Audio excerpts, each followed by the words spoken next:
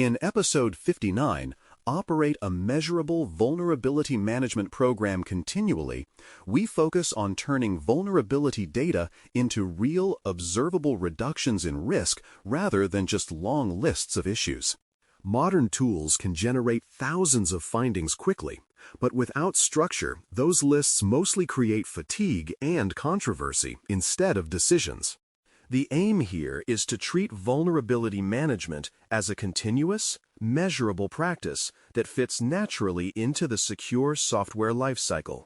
For someone working toward the Certified Secure Software Lifecycle Professional (CSSLP) credential, this means being able to connect code, configuration, and operational realities into one coherent risk story. When you operate this way, vulnerabilities stop being abstract numbers and become concrete items you can close with confidence. A dependable program starts with accurate inventories that describe more than just hostnames and Internet protocol addresses. You need a live view of applications, services, containers, servers, databases, and cloud resources, including where they run and who owns them. Each asset should carry attributes such as business criticality, data sensitivity, external exposure, and lifecycle stage so you can understand its importance quickly.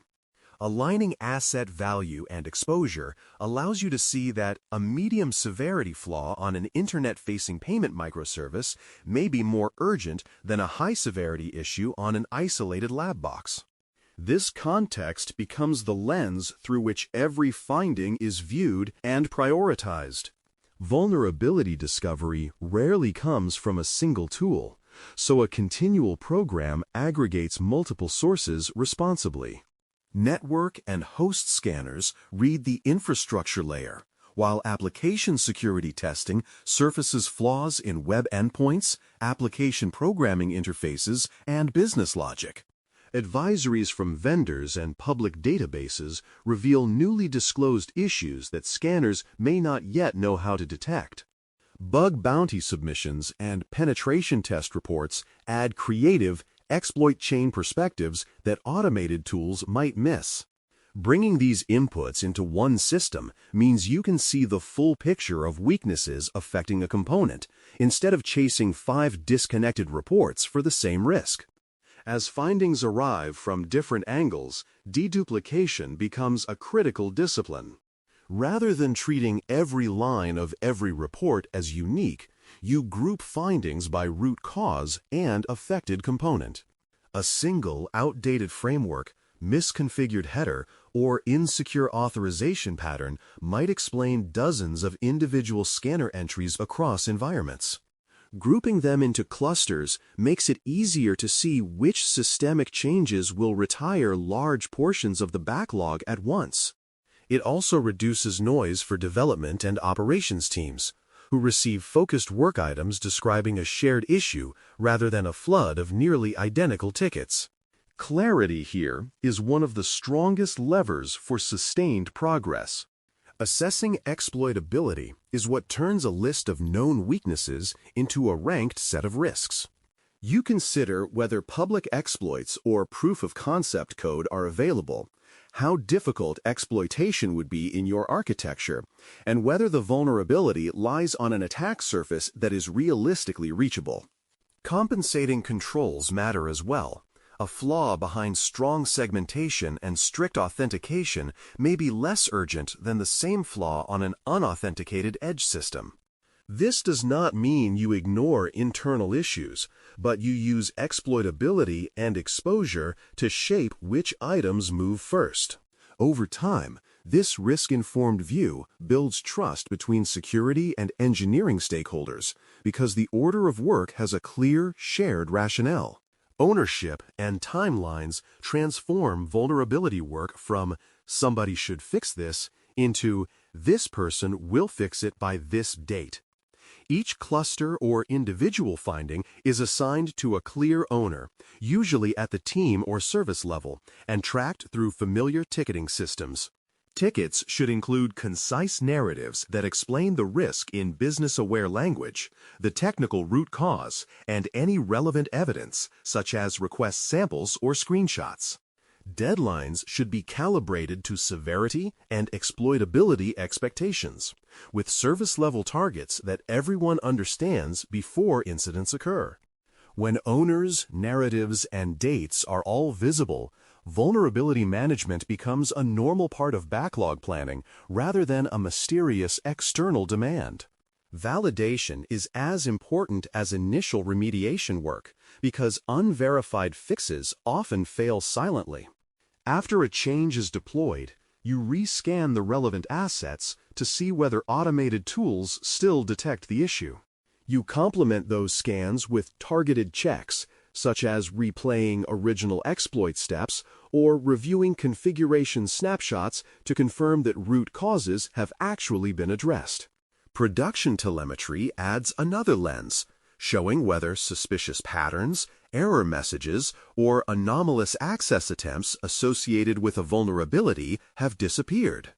Combining these validation layers builds confidence that issues are not just moved to resolved in a system, but truly removed from the environment. Aging and backlog health metrics prevent slow-moving risks from becoming permanent fixtures. You track how long vulnerabilities of different severities have been open, which services or components accumulate the most lingering issues, and where progress has stalled. Objective thresholds, such as maximum allowed age for critical findings, define when automatic escalation occurs to higher levels of management.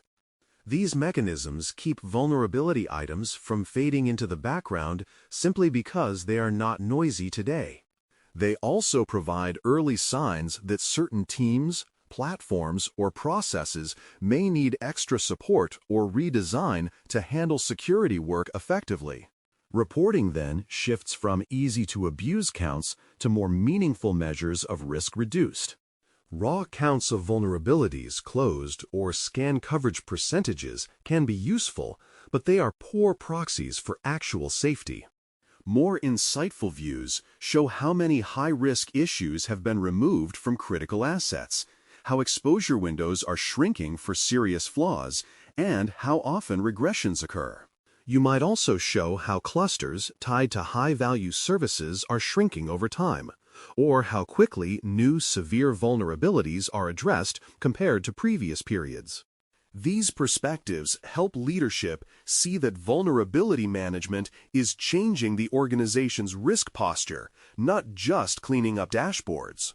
As patterns emerge, systemic causes should attract as much attention as individual fixes.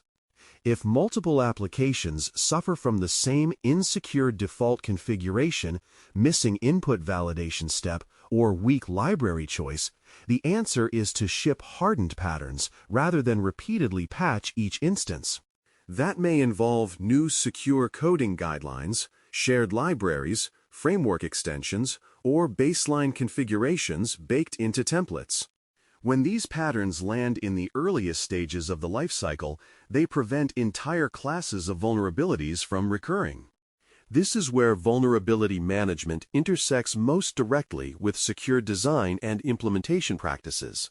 No organization can remediate every vulnerability immediately, which is why exception governance is part of a realistic program.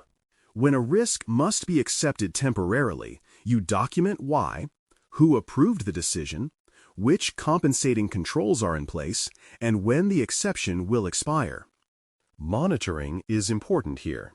You track these accepted risks as actively as open vulnerabilities and highlight them in periodic reviews. If circumstances change, such as new exploit techniques or business reliance on the affected system expanding, exceptions are revisited early. This level of discipline keeps risk acceptance from turning into quiet, indefinite risk tolerance. Cadence is the rhythm that keeps the program aligned with how your systems actually change. You adjust scan and review frequencies to match release trains, infrastructure updates, and business cycles. Rapidly evolving services may warrant more frequent scanning, while slower-moving, tightly controlled platforms might use deeper but less frequent assessments. Coordination with change management ensures that major deployments are followed by targeted vulnerability checks and that findings can be fed back into planning quickly. When cadence matches the pace of development and operations, vulnerability management feels integrated instead of constantly lagging behind reality. A quick mental review of this episode's themes shows a continuous loop from discovery to learning. You begin with solid inventories and aggregated sources, organize findings by root cause, and weigh exploitability in context. Ownership, validation, and backlog health turn remediation into a managed workflow, while risk-based reporting and systemic improvements show that the effort is paying off. Exceptions and tuned cadence keep the program honest about what remains and how often it is revisited. Together, these habits create a vulnerability management program that is both measurable and sustainable. The practical conclusion for episode 59 is to immediately immediately on one unresolved cluster of vulnerabilities that affects a meaningful system. Instead of pushing individual tickets piecemeal, you define a root cause fix that eliminates the shared weakness, whether that is a framework upgrade, a configuration baseline change, or a new library pattern. You assign clear ownership, set a realistic deadline, and plan how validation will demonstrate that the cluster is truly closed. Taking this approach even once shows how a measured, continuous program can translate raw findings into durable risk reduction. Thanks for listening. For more audio courses, daily newsletters, and more, please visit baremetalcyber.com.